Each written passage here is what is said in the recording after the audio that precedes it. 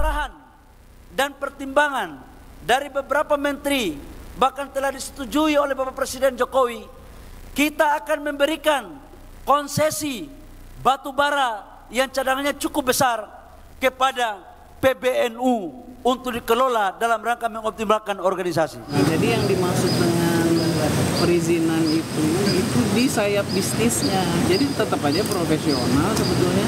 Nah, ormas itu pertimbangannya itu tadi karena ada sayap-sayap organisasinya yang memungkinkan. Daripada ormasnya setiap hari nyariin proposal, minta mengajukan proposal, kan lebih baik dengan sayap bisnis yang rapih dan tetap profesional. Itu bisa konflik of interest kalau nggak diawasin rame-rame. Saya masih bersama mantan Menteri Perencanaan Pembangunan Nasional Kepala Bappenas yang juga menjadi dosen ilmu politik Universitas Indonesia, Andrinov Caniago. Pak Andrinov, kita juga tahu bahwa Presiden telah menekan Perpres yang mengizinkan ormas keagamaan mengelola tambang. Saya mau dengar dulu apa tanggapan Anda. Satu lagi itu kebijakan yang menurut saya keluar dari pakem kebijakan publik. Ya, itu adalah soal sumber daya alam.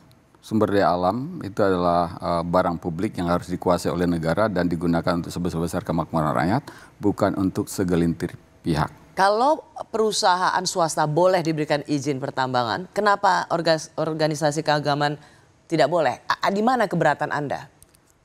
Justru yang di swasta itu sendiri pun harus dibenahi, harus ditata cara pemberiannya. Ya. Nah, yang terjadi kalau dengan Kepres atau Perpres ini adalah melanjutkan cara memanjakan segelintir pihak, memberikan kemudahan-kemudahan yang merugikan negara sebetulnya. Ya. Harusnya kan sumber daya alam itu ya dikuasai, betul-betul dikuasai oleh negara, yang bentuk konkretnya ya negara yang mengambil manfaat paling besar dari itu, kemudian digunakan untuk program-program pembangunan, bukan untuk segelintir pihak. Ya, nah, ini Presiden mengatakan ini untuk ekonomi kerakyatan. Ini juga untuk keadilan bahwa organisasi keagamaan yang punya sayap bisnis. Pemberian kepada komunitas-komunitas tertentu, kelompok-kelompok tertentu itu tidak sama dengan praktek ekonomi kerakyatan. Karena praktek ekonomi kerakyatan itu adalah ekonomi yang inklusif, melibatkan jutaan pelaku usaha kecil menengah, ya, yang mereka merasakan manfaat secara konkret.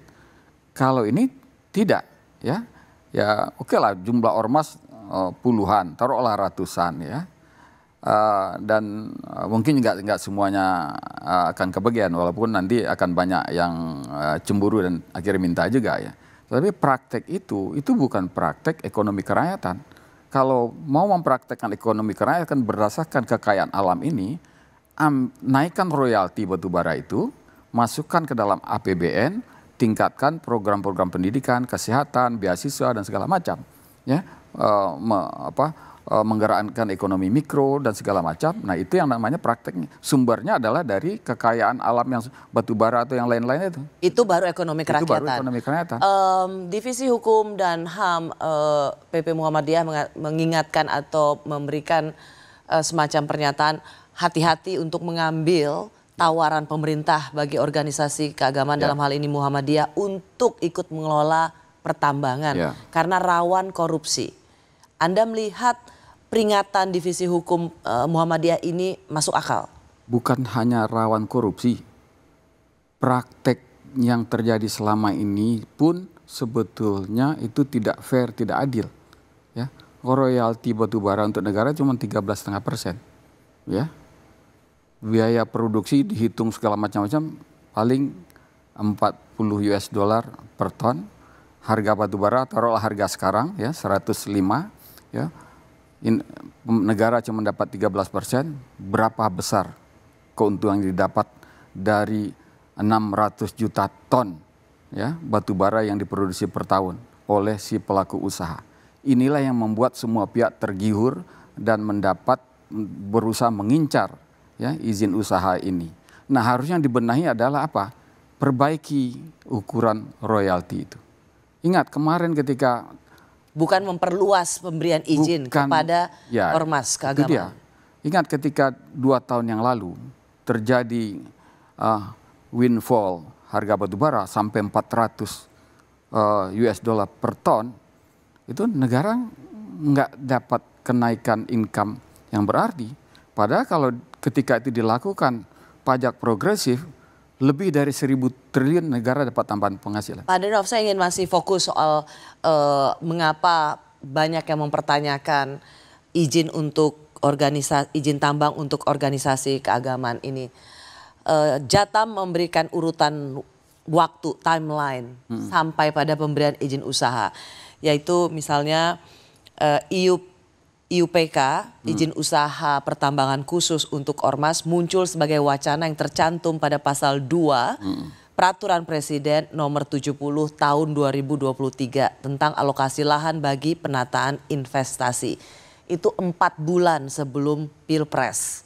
Jadi wacana itu sudah ada 4 bulan sebelum Pilpres, berarti sekitar Oktober. Lalu kemudian Presiden Jokowi menaikkan PP 25 tahun 2004 yang paling baru ini. Inilah yang memuluskan jalan ormas keagamaan untuk ikut bisnis, tambang, dan ini dibuat timelinenya oleh Jatam 5 bulan sebelum Pilkada atau 4 bulan sebelum 20 Oktober atau lengser. Kesimpulan dari Jatam adalah rentetan kebijakan dan regulasi ini termasuk PP pelaksanaan kegiatan usaha pertambangan diduga kuat sebagai langkah balas jasa bagi penyokong politik Jokowi di satu sisi dan upaya merawat pengaruh politik pasca lengser Oktober nanti.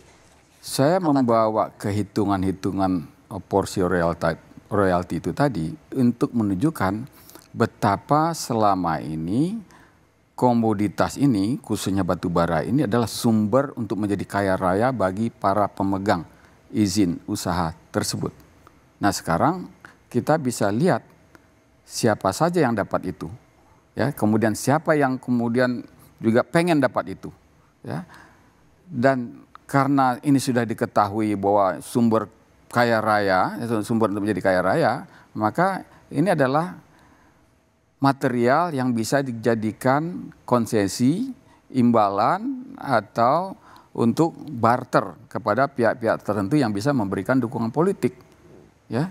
Barter, Anda bilang ini jadi hampir serupa dengan apa yang dikatakan atau diduga menjadi dugaan oleh Jatam bahwa ini adalah hanya ini bagian dari barter apa yaitu balas jasa gitu.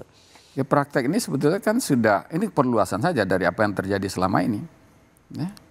Kita bisa lihat siapa selama ini yang punya usaha tambang batu bara di luar yang perusahaan-perusahaan yang sudah mapan yang memang terus ya bertambah besar asetnya ya. Tapi kemudian yang dapat lagi yang dapat bagian itu siapa?